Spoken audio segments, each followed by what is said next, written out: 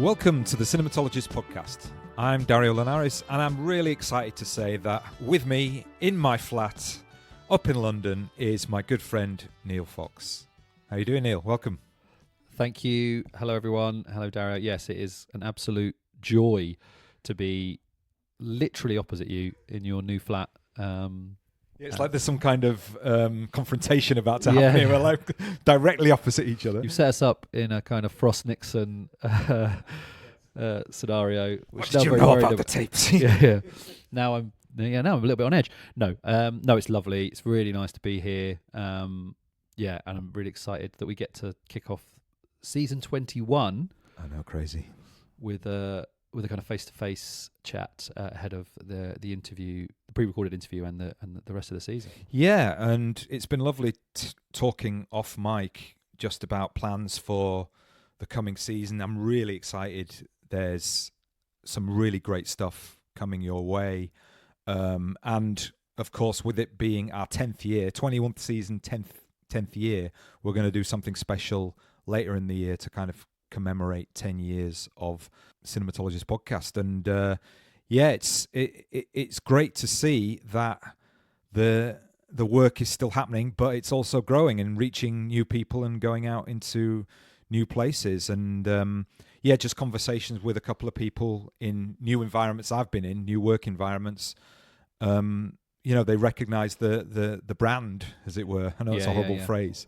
The Patreon as well continues to grow, so it's all good news. Yeah, it's we've been talking about the 10th anniversary for a while in terms of what we might want to do to market, and we've got some different ideas and sort of different things that we put out to people to sort of gauge an interest to see how we can commemorate.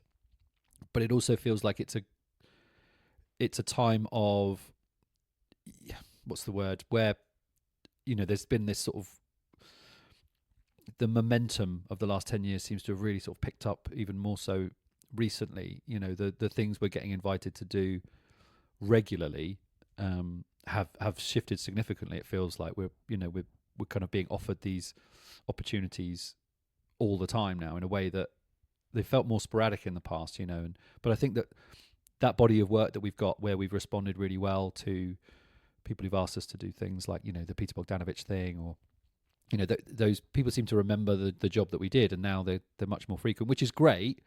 But it's also we were just talking about this season coming up, and it's like this is a big season for us. Like there's a lot of stuff, a lot of people that we've known over the years on the podcast, kind of doing stuff, new stuff, different stuff, new things, and there seems to be this sense that people want us to do our thing for them, which is kind of amazing. And it's a really exciting season.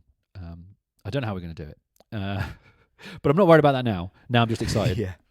Yeah. I mean that's the thing, isn't it? We'll find a way in that Jurassic Park way. Life finds a way. Podcasting finds a way.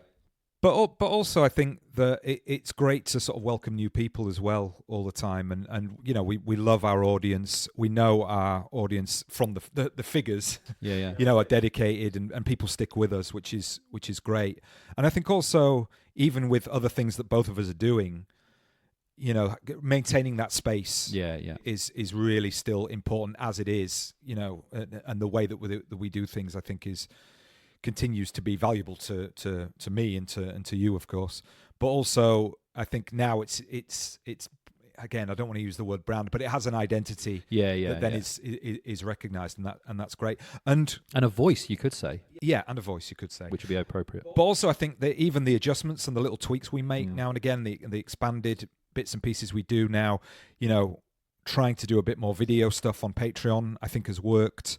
I mean, unfortunately, we're not doing that today because it's just the purity of audio today.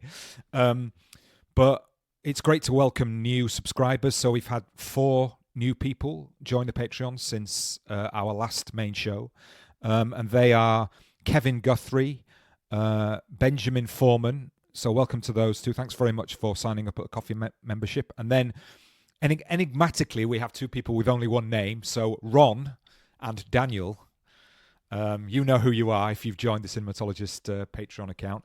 Yeah, and all of those guys are on at the coffee membership, so they get access to all of the bonus content and the newsletter. So there's a new newsletter is going to drop in the next day or so. And like I say, now there is the video episodes that we put out, which are often slightly more rough around the edges in terms of the edit, but if you want to see me and Neil and the expressions and the reaction shots to things that we're saying, then you'll get that. But also, one of the things that's been really interesting, and I think what people have signed up for, is the extended interviews as well. So they're getting the full sort of completed conversations that we have with a lot of the big name directors. So the stuff we did with Madden and Jessica Hausner particularly, I think where extended interviews were available on the Patreon. And it's one of those weekends where new season, newsletter, and a bonus. It feels like it's kind of hitting the ground running. So I think it'll definitely please the people who know what to expect, but also it would be a nice chance for our new followers on there to kind of get a whole sense of the show and what it is in its entirety at the moment. We're going to be taping a bonus episode straight after this and talking about some recent releases that are also in the Oscar conversation, because we've both seen a couple of the big ones. Yeah, I think I think there's a few films that we both wanted to talk about that we just haven't had the chance to. Yeah. But I think definitely we're going to talk about The Brutalist and A Complete Unknown, because I think those two films, interestingly, are probably what I would call the most classically Oscar bait films in the list. I mean, again, we can argue about that, or we can discuss that. But I think it's an interesting conversation always about awards and the Oscars. I mean, again, I've gone on record on this podcast many a time saying, it's all bullshit and stuff like that. But actually, I think it has to be reckoned with as a part of the conversation, particularly, I think, now in terms of where film is more generally, and that is something I'm very interested in. Yeah, I mean, I'm always interested in the Oscars as an academic exercise. Like, I'm not fussed about it. And I don't watch it anymore. I used to have nice parties watching it years ago, but not, but I am interested, because it's one of those chances in the year to talk about, particularly mainstream American cinema and where it's at, which I think is really valuable. Even thinking about what you just said there in terms of like The Brutalist being Oscar bait, it's like I find that I find it interesting that it is Oscar bait, considering how deeply in love with Paul Thomas Anderson Brady Corbett is. And Paul Thomas Anderson is not an Oscar favourite. He's been nominated a couple of times, but never won.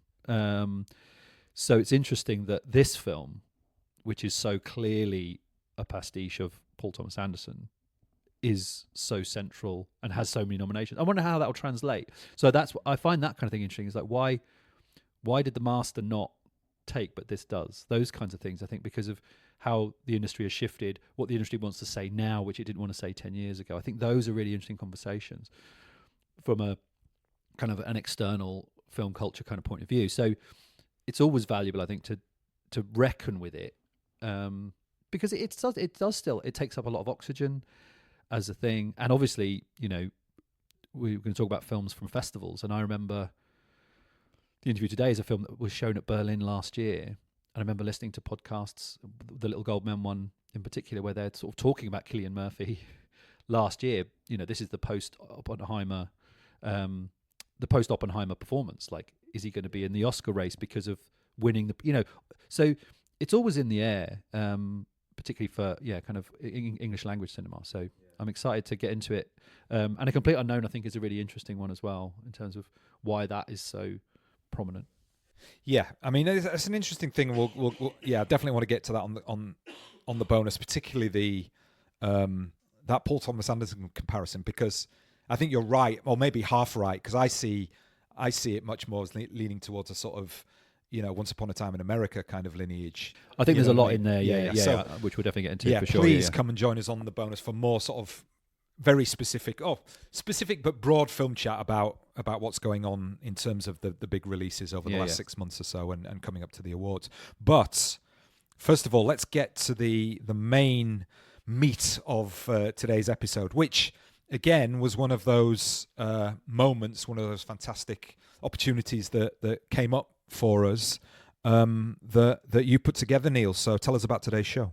So today's show is based around an interview with the Belgian filmmaker Tim Mielants, who directed Small Things Like These with Cillian Murphy and Emily Watson, which was released in cinema sort of towards the end of 2024, and we were contacted about the kind of streaming and Blu-ray release. It was nice to be said, like, this film's out on Blu-ray in the beginning of Feb. I was like, you don't really see, mainstream films sort of publicized as coming out on Blu-ray. It's very much about streaming releases, so that was nice.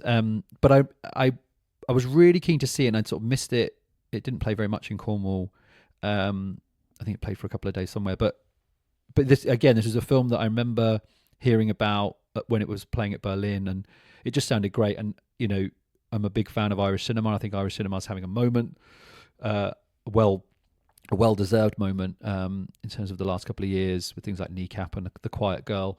So I was really keen to see it, and because it kind of, the story of the film is it's kind of personal in terms of, like, I remember, and I sort of bring this up in the interview, like I'd seen the Magdalena Sisters with my dad, who grew up in Dublin and was very familiar with the kind of the Catholic culture around convents and wash houses and things like that. So kind of just curious to see another telling of that kind of story, and to talk to the director, and then seeing the film, I was like, I really loved the film, and I thought there was a lot to talk about. So it was really exciting to spend time. And again, thanks to the publicist for again stretching out the time that we get. We always say ideally, 15 minutes to 20 minutes is not great for the kind of thing we want to do. So can we get like 45 minutes plus kind of thing? And they kind of know what we're about, so they made that work. And it was a really enjoyable conversation. I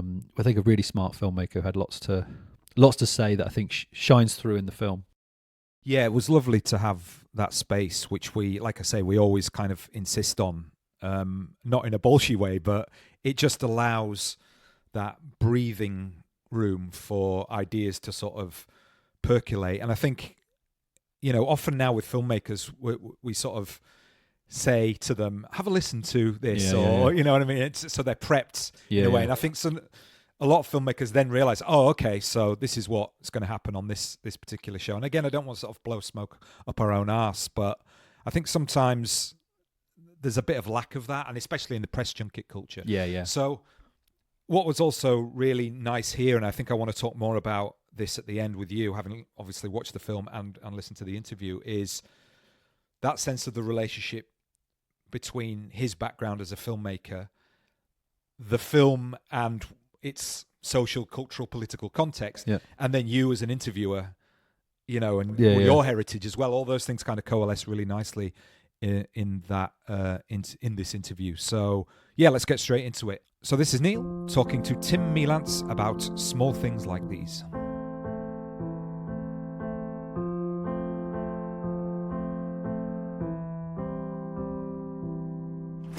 Girls. Kathleen. Hi, Dad. How are we getting on? Well, good. Come on now, finish up your toast before it gets cold.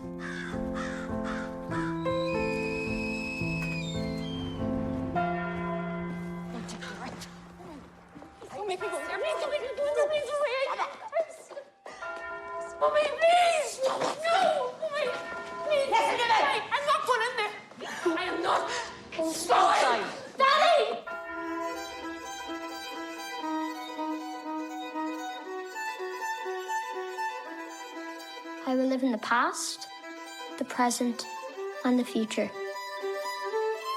I will not shut out the lessons that they teach.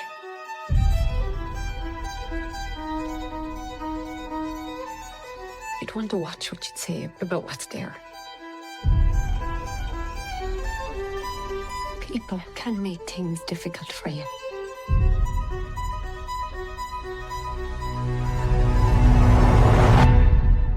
Don't you ever question it?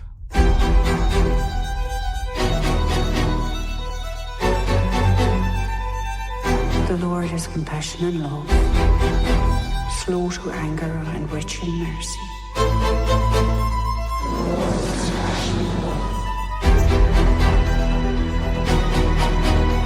Now, don't be thinking you're in any trouble.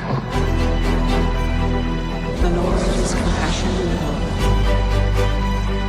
The Lord is compassion and love. The Lord is compassion and love.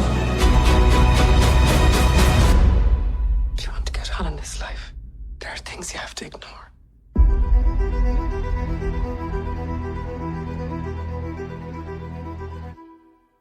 So yeah, thank you so much for joining us on the Cinematologist podcast. Thanks for having me. Really love the film, and yeah, and I watched it a few days ago. And it's really stayed with me. And I think it'd be interesting to just start. It's a kind of obvious question in terms of how did you come by the project, but I think it's interesting in terms of some of the context that I wanted to talk about in terms of the filmmaking. So, like, what was your introduction to this project? Was it as a script, or was it at the book stage? You know, how did you come on board, and where were you in the development of this as a project? I think it all began with the relationship I got with Cillian Murphy. We know each other from Peaky Blinders. It was a very enjoyable working experience. And then he saw my first movie, my first feature, which is Patrick, and that's where we had a plan. Like, let's do a movie together. Let's start looking for something. And then I remember his wife waving with the book in front of us. And then I read the book, and I think there's the story. Was my personal interpretation was the story of grief, which was kind of the center of it, and I think the engine of the story. And I got a similar trauma that took place in my life, and I felt like investigating then again what I do which was also in my first feature, Patrick. Investigating that again together with an actor like Cillian Murphy. That was kind of a no-brainer for me, and that's how it came about. So then you went out to get Enda Walsh involved, or? Exactly. Then Enda Walsh got involved. He wrote a beautiful script, I thought, which was structurally very close to the book. So that was great. And then from the script, I started storyboarding immediately from the first draft. And what felt to me is like, what's not said in the movie is going to be more important than what is going to be said. So, like, what's the thought process of the character? What's going on in his mind? Can we kind of give that structure and give that the structures of grief, the denial, the anger, and then going to dealing with that grief, and every arrow was in the direction of what is going on in Bill Furlong's head, and tried to make that very specific, and that was an inspiration for the storyboards again.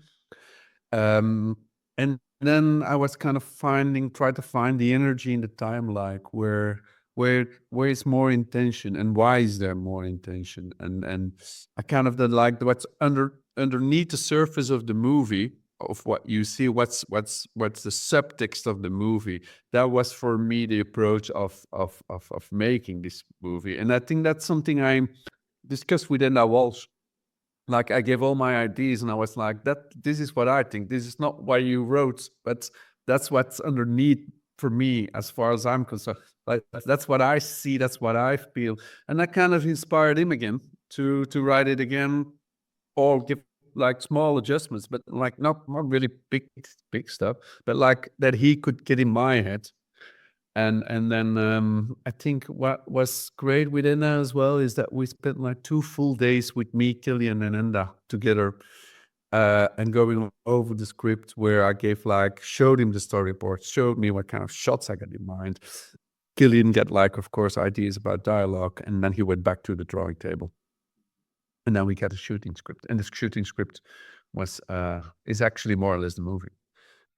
Yeah, it feels very intimate as a film, but also that sense of the filmmaking feels intimate. Like that you kind of feel that texture of collaboration in the in the fabric of the film. You know, it feels like there's a very sort of cinematic, subtextual kind of layer to it, which is really beautiful, because obviously it's, I think, deceptively simple in terms of its design, which I did want to sort of come back to later on. And so it's really interesting to hear about that kind of flow between the three of you. You mentioned there about the grief. I think I was interested in what were the kind of the universal themes for you that kind of resonated, because in a bit I want to talk a bit about the Irishness of it, and but also that that it's clear that there are themes within it, despite it being very specific, that are resonant anywhere. And you sort of mentioned grief. Could you sort of expand on that, and sort of any other themes where you were like, actually, I can connect to it in this way from someone who's not necessarily familiar with the very specific context? Yeah, being a foreigner, I was of course extremely careful in approaching these subjects. Extremely big subject in Ireland, and I know how sensitive it all is. So I started talking to people and asked them to teach me, really. And what I found out is about the identity of men back in the 80s, in Ireland's mid 80s. And what they said to me, like, which is quite similar from Belgium, which is also got this Roman Catholic dominance for centuries. So it's like, men were not allowed to talk about their emotions. We're just not allowed to cope with it.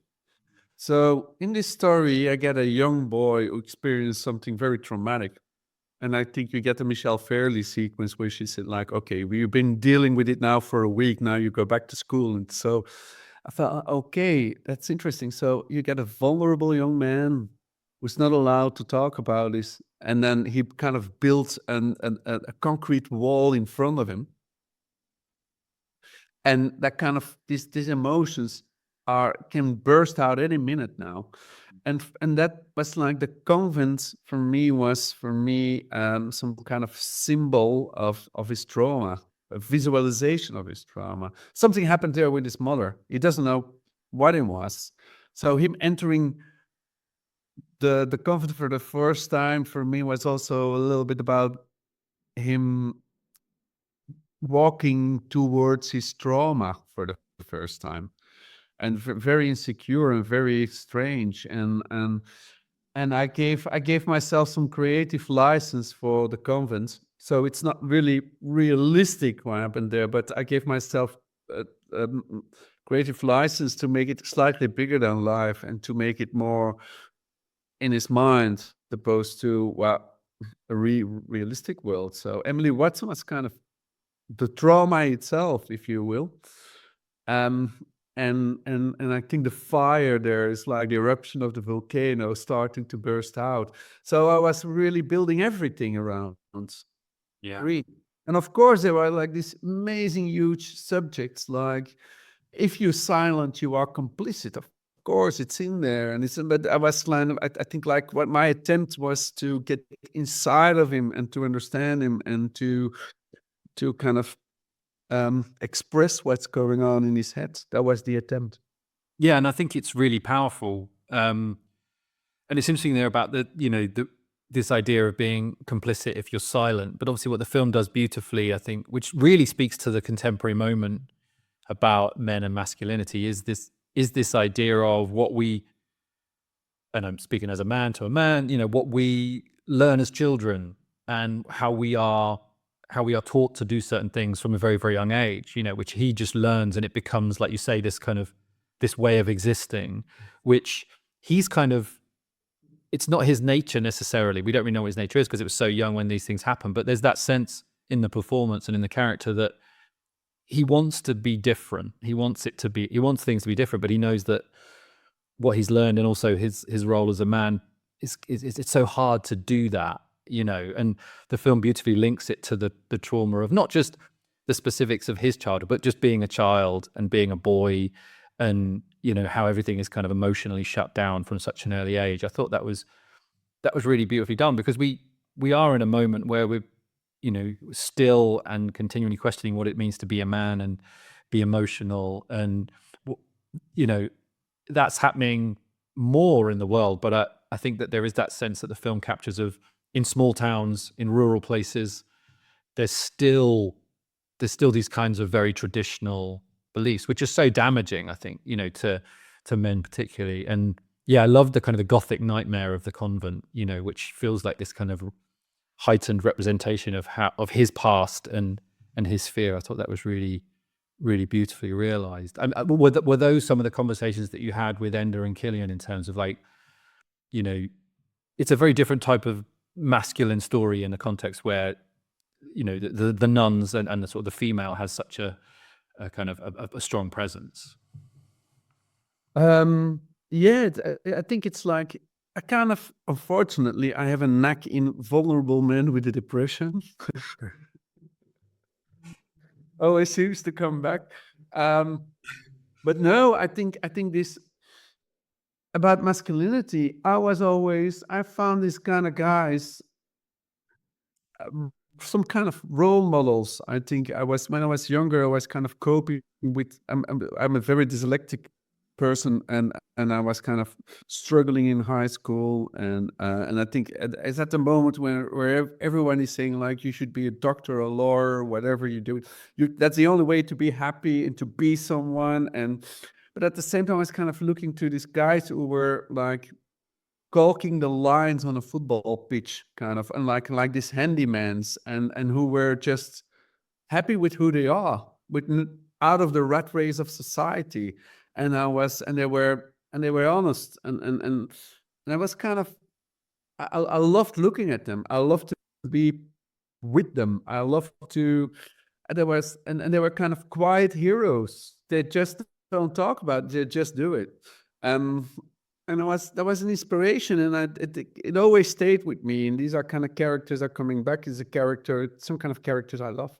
Yeah, and I particularly liked that there's no real explanation for why now. It's not like a grand event, you know. It's just like the accumulation of the weight of the past has got too much, and he has to kind of face, you know. And it's these small things, literally, that kind of prod just enough that he's kind of opened up to having to reflect on it, which I think is really, yeah, really kind of, it's how it works. It's often those kinds of the small accumulation of things that make you reflect on the journey traveled so far, I think. Yeah, and in order to do something what he does, being heroic, you have to experience the pain. Yeah, that makes it realistic in order to do it. Yeah. And I wanted to talk a little bit about the design, because I think that, you know, that it feels like there's a real conversation that you're having, and you were talking about the storyboards, but with the sort of the design team, cinematographer, and the production design, about how you want to move Bill through the story. You know, it feels like there's a definite shift in terms of urgency around the camera. Not a huge, it's not, you know, but it does feel like it goes from being a very kind of controlled visual design to something that's a bit more agitated and a bit more unsettled as the film goes on, which I think works really well in terms of it. You as an audience member just get a sense of things unraveling slightly. You know, I just wondered if you could talk about the process of designing it, you know, with your collaborators, but also, yeah, kind of from reading the original script and what you were trying to hope to convey with the design of the film.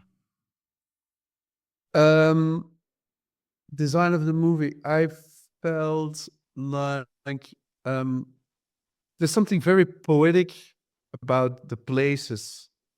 From reading the script, I felt like I should go back to the same hallway the whole time, and the camera should be in the same place and at the same living room.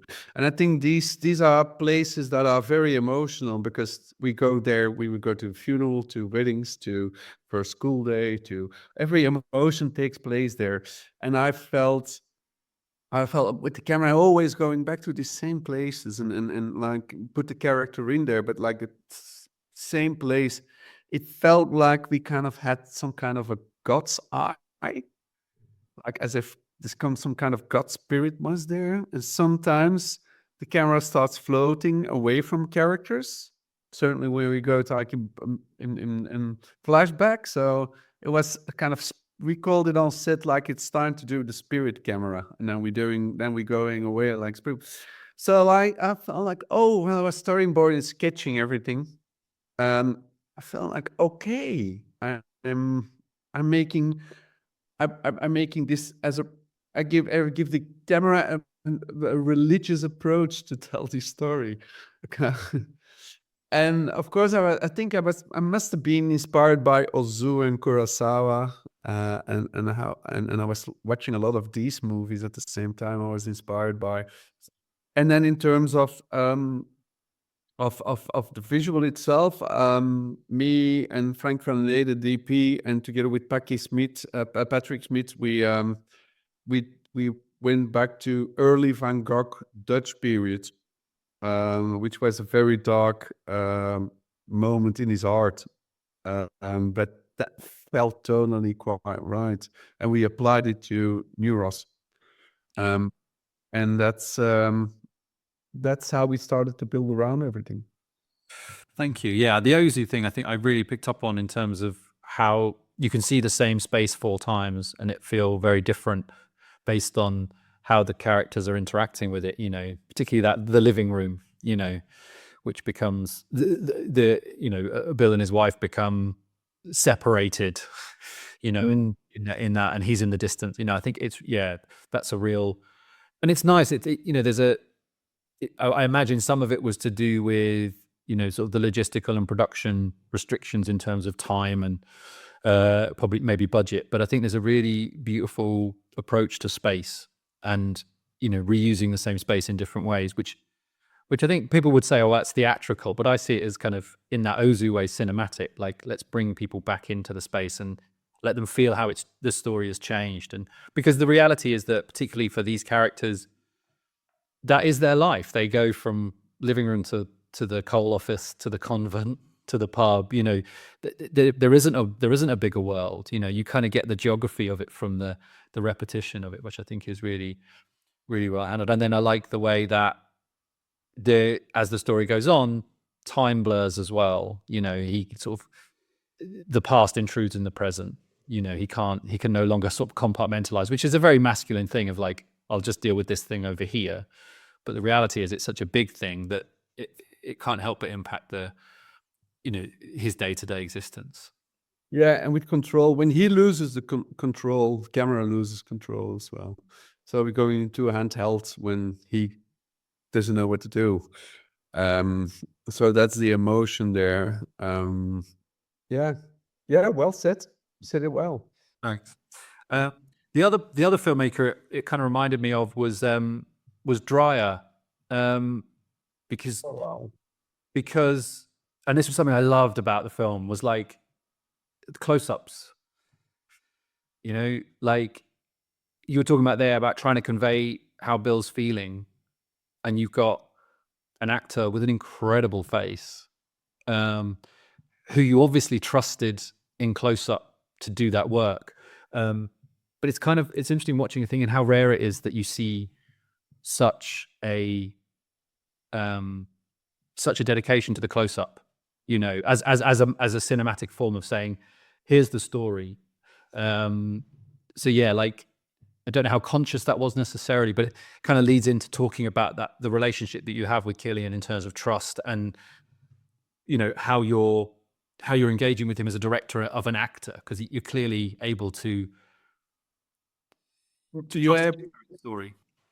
Of course, there are close-ups, and the close-ups are hugely important, but I tend to stay away, not to do it too much. So I think a lot of walking shots, sometimes we're quite a lot on the back, or we get mediums and wides, because not to have too many close-ups. And if we get a close-up, then make it work even better. And Exactly, yeah. Yeah, the relationship with Cillian, I think we trust each other, and we can be open to each other, and we can be vulnerable to each other, and we can make mistakes. So that gave like a very trusty relationships, and we get a friendship. So that all helped. That all helped. Yeah, it's such a beautiful performance. And yeah, you sort of added to what I was hoping to get at, which is it's not just like here's the face. It's like it's knowing when to call on the close up. Yeah, and I think we really were on the same page with Wesselink because he was a producer. I took him with me in the casting project, so a lot of actors were playing against Bill Furlong all the time. So he got a lot of time to explore different things out, which was great. And also was in the minivan to do the location huntings.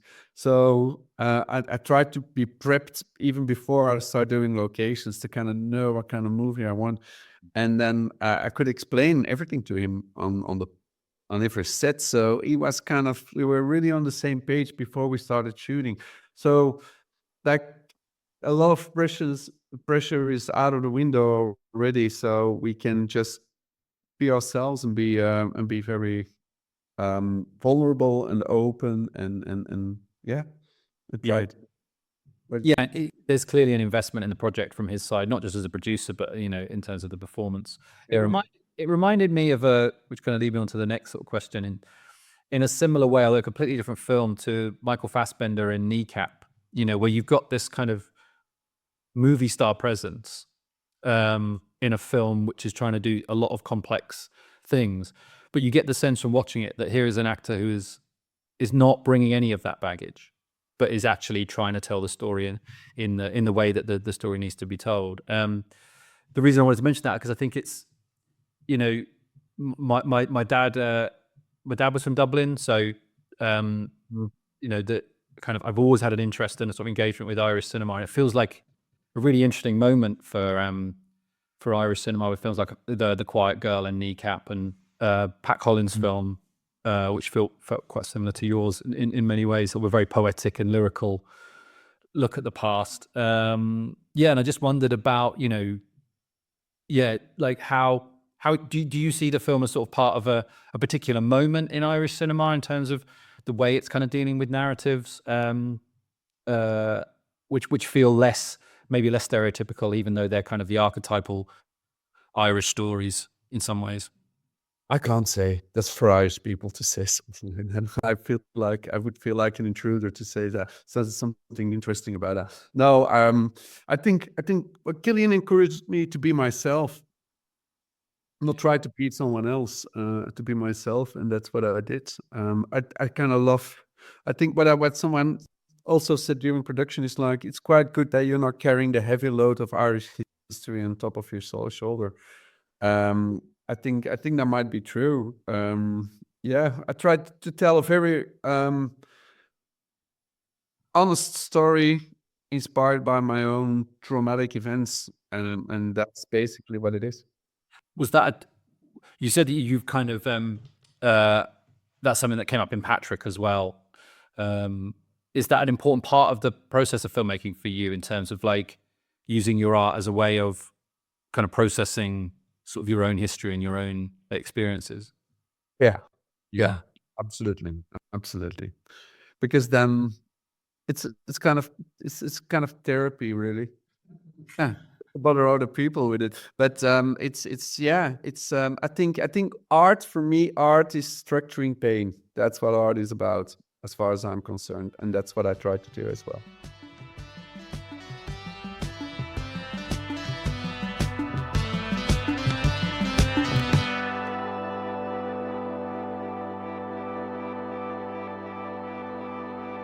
Thank you so much to Tim for his time, and thanks to Alex for setting up the conversation. Yeah, I really enjoyed that conversation. It was a really nice way to start the new year on the podcast in terms of getting into that space of thinking about film and filmmaking and culture. So I really appreciate that opportunity. So Dario, what did you make of the conversation? And you'd seen the film, I think, before already.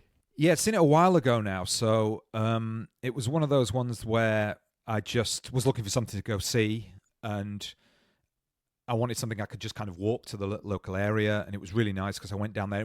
It's a fairly full screening down at Curzon Hoxton. I think I walked down to, and just it was exactly kind of what I needed at that time. It was a sort of contemplative, quiet, but brooding film with everything about the interiors, I think was really the key to the performance. And obviously the Cillian Murphy performance is the framework really on which everything is held. But I thought what was interesting about your interview, it called to mind the filmmaking craft that almost sort of set a stage to allow Murphy to do what he does, you know? And I think it was a great shout, that point that you made about him being able to be in service of the film and not exude a kind of starriness on the top of it. In fact,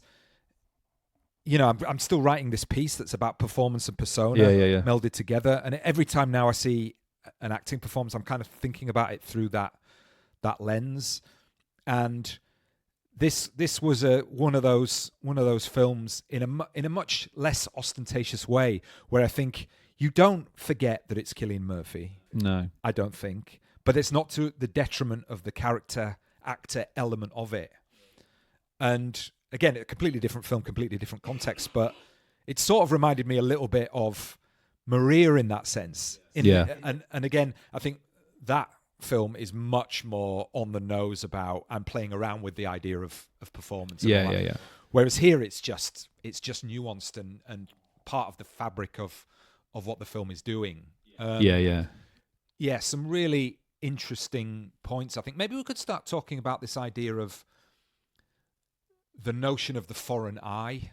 And I don't mean, foreign's always a contentious word, but is it possible for a director who doesn't come from the culture, I mean, is it possible? Of course it's possible, but what does the foreign eye bring to, this vision of a very emotional, politically charged moment in the history of a country, but also a country that is riven with the fabric of a particular religious doctrine, I wondered sort of, again, with your heritage, how you sort of thought about that, particularly when in other contexts it's very much frowned upon that you would bring in somebody who doesn't have some kind of connection with the identity that they're representing.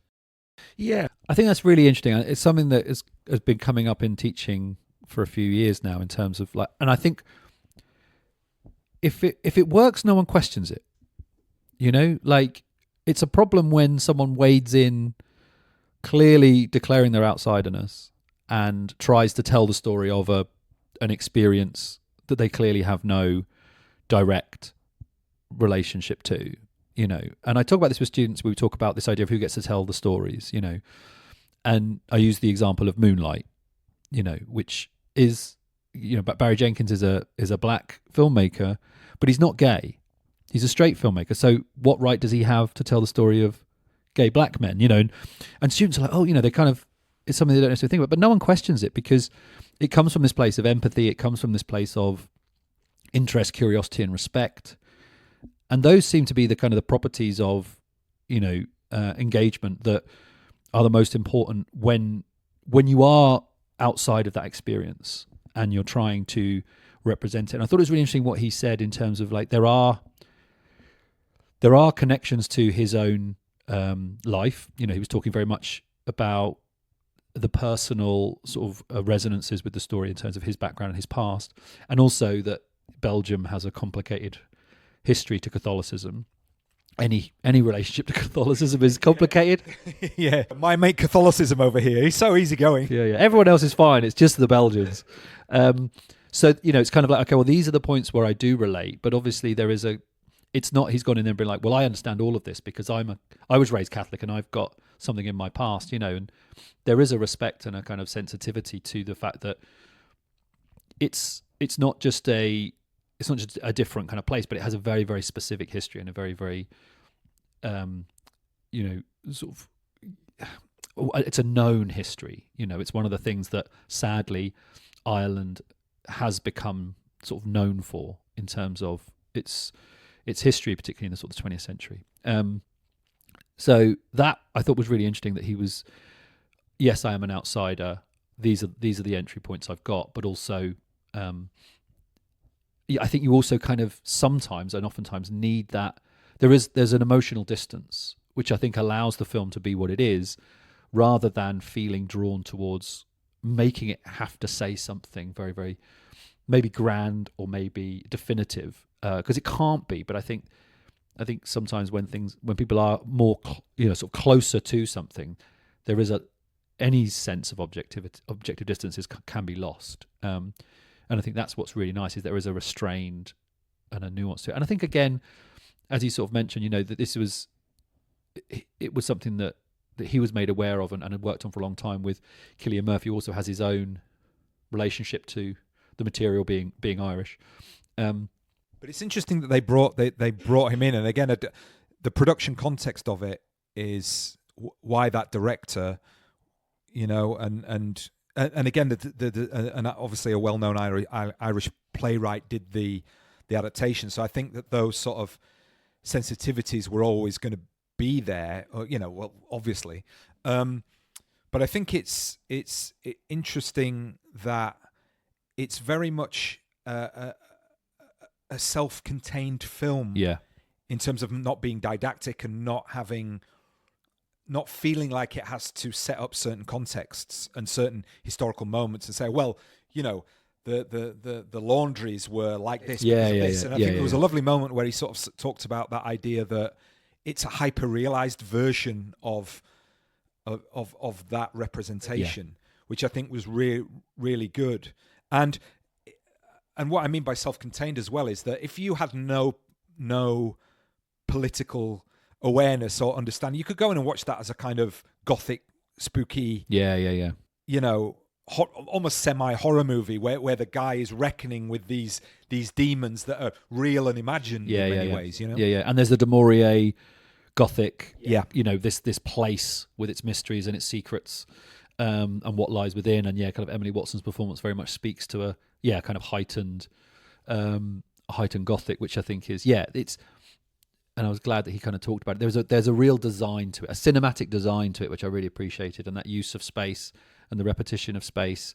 It doesn't look outwards. It doesn't even look to Dublin and say, oh, this is part of a wider Catholic thing. It's just like this happened here, which is always so thrilling in many ways in terms of like cinema's ability to distill something to its essence. Which is this place, these people, this time, and again, because it's so much rooted in Murphy, it's like it's this man, really, rather than thinking, it has to be this kind of grand statement, and it feels really intimate and uncomfortably intimate. Like there is a kind of discomfort of spending so much time with someone who's clearly massively traumatized and is working through this stuff largely internally for the duration of the film. Just as a quick aside, did I ever tell you that Emily Watson came to one of my open days with her daughter once? You did, and I was insanely jealous of that because she is... Talk about shitting myself. I bet, she was literally sort of 2 rows back, right in the middle, and she knew that I knew who she was and all this kind of stuff, and then I was kind of like went into overdrive kind of mode.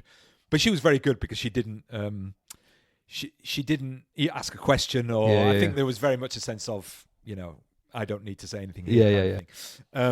But she was far less scary actually than she was in this film. But just to round, before we move on to the masculinity question, which obviously I wanted to talk about, just to round out that question of who gets to tell what story. I think it's interesting that you say it's okay when it works. I think sometimes though it's even prohibited before that. So like there's examples when a casting takes place. It's like you're not allowed to be cast in this role, and then that person is removed and stuff like that. And then, obviously, I think the most interesting conversation around that, perhaps it's interesting is probably the wrong word, but the most divisive, the one that's created a kind of discourse in the last few weeks, obviously, is Emilia Perez. With Jacques Audiard, which is a French straight white dude of the old school, French auteurist variety, and I think a lot of people are saying that shines through. So it's interesting, isn't it, that film though has got more Oscar nominations than everyone else.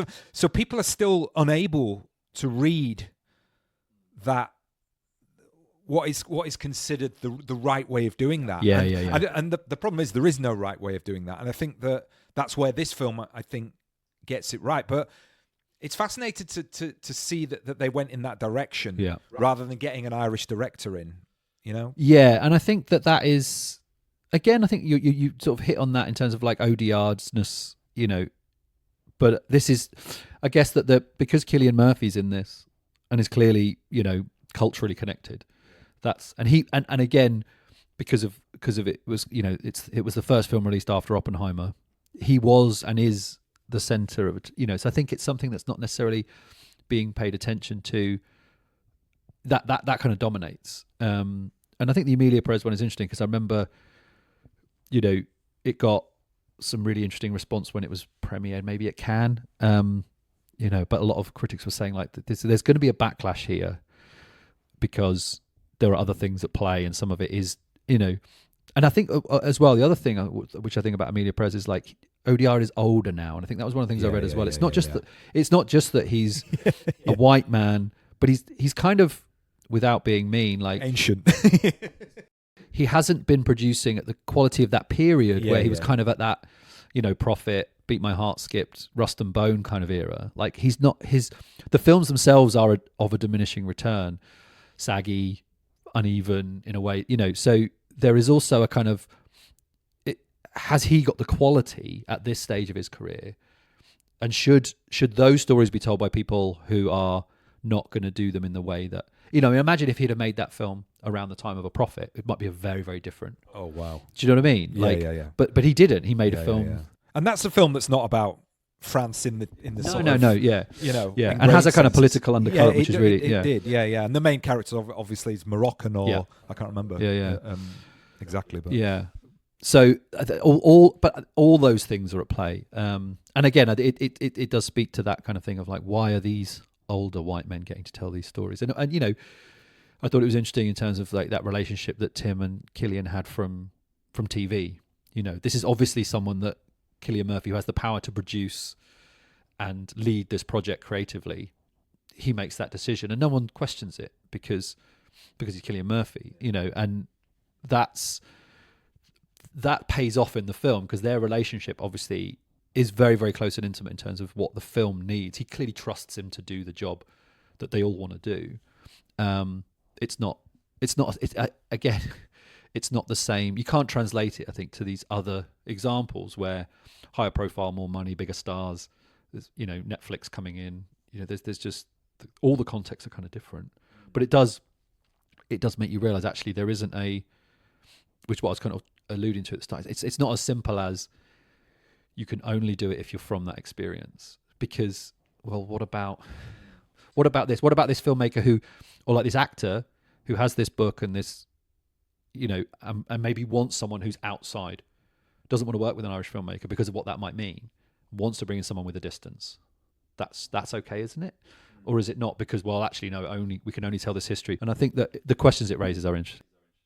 Yeah, for sure. And plus, you know, I do find it kind of a ridiculous argument when, what is acting? You know, you're pretending to be someone that you're not, you know? So when I'm at my most cynical, I'm like, you know, well, Ian McKellen should not have been cast as Gandalf because he's not a wizard. Exactly. You know, how could you understand what it's like to be a wizard? You know, it should have been Roy Wood. Yeah, but I get it in terms of the idea that people are being locked out of opportunities. For sure. Because there's not all films are made about white experience. I get that, yeah. That I understand.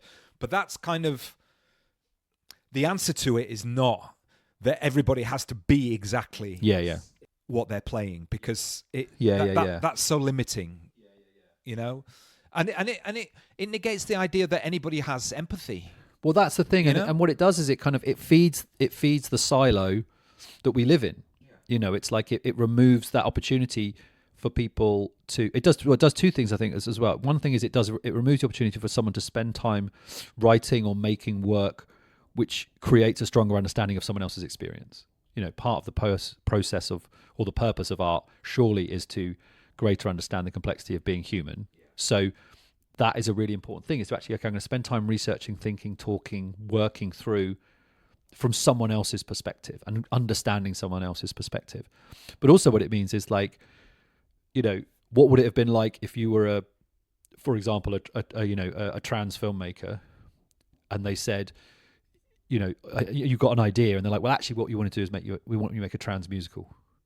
It's like, well, I don't want to do that. Barry Jenkins wants to make Mufasa, the Lion King. Like, you know, it kind of works both ways in terms of saying, actually, you can only write from your experience, which means you can only write what it's like to be about a black person in poverty, or a woman, you know, at the behest of the patriarchy, or, you know, and it's like, well, actually, that's the ambitions on both sides are greater. And do we really want to live in a world where the only things we know are people telling us what they already know, rather than what they want us to know from, and how we see something from their perspective that changes our perspective on something else? And I completely agree that opportunities for people from communities previously excluded are massively important to tell those stories that they want to tell about their own experience.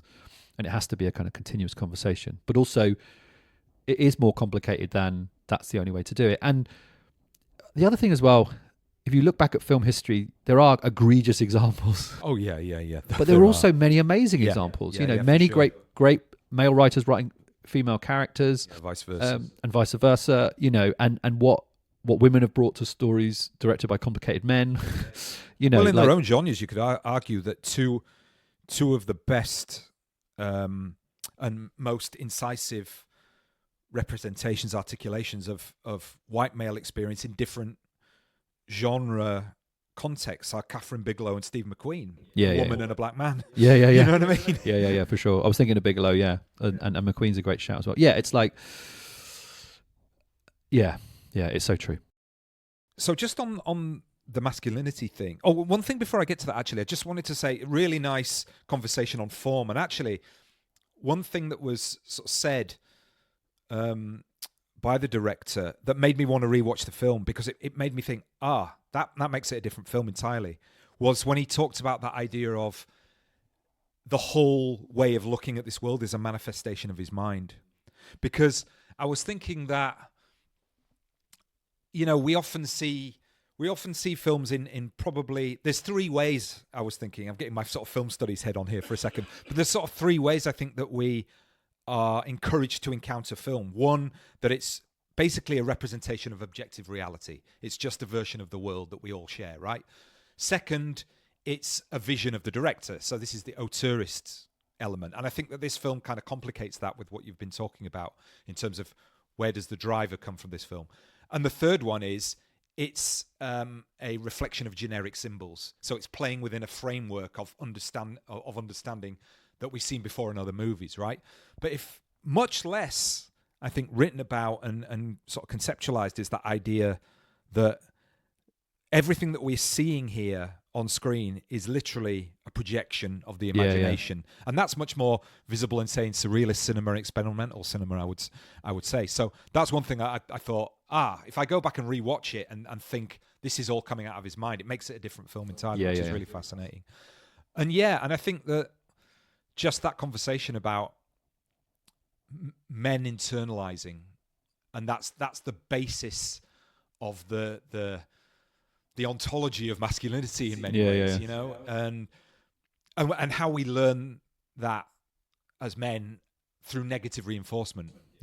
Don't do that. Don't be weak. Don't cry. You know, and it's that sense of the, and you could probably make the same argument in various ways for femininity or certain cultural identities, where it's about what you're not supposed to do that defines, then you're always kind of bringing things back inside in order that you don't transgress boundaries rather than expressing yourself. And I think that this is a fascinating way of reading that onto the gestural embodiment of a particular character. Yeah, for sure. And it reminded me of, I mean, you brought me Bell Hook's Will to Change, you know, and watching it and thinking about the role of women in this film as they surround this man and reinforce the patriarchy and the idea of what a man is by adding to it. You know, they kind of take on this patriarchal role of kind of keeping him quiet, not allowing him the space which he clearly needs to process this stuff. But because that is the culture, that is the society, that is the language, is kind of already formed. And there's kind of scene with his wife where she's very uncomfortable with him thinking about these sad things from the past. You know, like she physically doesn't want this to go on. You know, and that's what Hooks writes about, is that it's patriarchy is damaging for men, and often women, through again that negative reinforcement of how they grew up and like these generational things, end up taking on that role to maintain it. And that scene towards the end where the woman in the pub is advising him to think of his daughters, and it's just like, oh, it's so. Don't think of yourself. Don't think of yourself as an extension of, teaching your daughter something about morality. You know. Yeah, and it's so murky. And yeah, like he just has no chance to be anything other than that. And again, I loved how, and I think I said, you know, like just how he trusted the close up of Murphy's face to carry all of that, you know, and it carries it so well. It's heartbreaking. Yeah, and also I think one element, just to sort of round off the conversation, is that sense of guilt works beyond the classical Catholic guilt sense I felt in the film, because there was also a guilt of his childhood, that in some ways he'd been saved by a rich benefactor. You know, even though the trauma of what happened to his mother, you know, was clearly, you know, part of his psychological makeup. But I think, and you mentioned this in the interview, that relationship to class and money and economic stability and all of that stuff, I think that went back to his childhood and being someone who basically had survived at the behest of someone else's generosity. And there was a sort of guilt there that he needed to be in the position to do that for his own family, but yet that was obviously railing against what he felt he needed to end up doing, you know, in as a resistance against the Catholic Church and the specifics of the story at the time. And one thing, walking out, I was kind of in two minds about the ending, but the more I thought about the ending, it was a nod to that thing of, you can only do what you can do. You can't take on the Catholic Church. You know, you can't solve climate change. You can't, you know, deal with all the political bullshit that's going on. You've just got to try to create a situation where you feel like you're making the smallest bit of difference, where you can feel, you know, that you've tried at least. Yeah, and I think that there is that kind of spectre that hangs over the end of the film, which why I like the way it ended, in the sense of like, there's no guarantee that this works out. There's no guarantee she doesn't go back. There's no guarantee that he hasn't done that thing which he's warned about, which is completely wreck. Yeah. You know, like that's further down. Like all he can do is what he does in that moment. He's had her around for Christmas maybe, and then that's it. She's gone again. Yeah, that's it. Because you know, it's such a small place. Yeah. It's so claustrophobic. You know, and we never see the outside world. We never see anywhere beyond. There's that moment where he hears that, you know, one of the people from his past is in hospital, and you expect, but the film never allows you out of this tiny little town. Like it doesn't even go and visit him in the next town over. And you hear about them going to Wicklow and places like that, but no, we never see anyone there. We only see these essentially four places. Well, brilliant film. It's coming out on, is it streaming, or is it already out on streaming Blu-ray? It's out on streaming now, and it's out on Blu-ray on the 3rd of Feb. Fantastic. So, great chat with Tim. Really enjoyed it, and I think, you know, hopefully we've done it a little bit more justice in our excavation there. So, yeah, let's. Shall we head over to the bonus? Let's do it. Yeah, let's get on to some chatting about some other movies, which are very different movies. Indeed, a little bit more, bombast. Yeah, a little bit more bombast, perhaps, and argumentative comedy way. Yeah. Comedy way. Hopefully on the bonus. So please come over and join us there. If you're not a Patreon member, it is only $3.50 a month, and really helps us. All the money just goes back into trying to create more work for you to enjoy. So for this first episode of the season, this has been the Cinematologists podcast. Thanks for listening.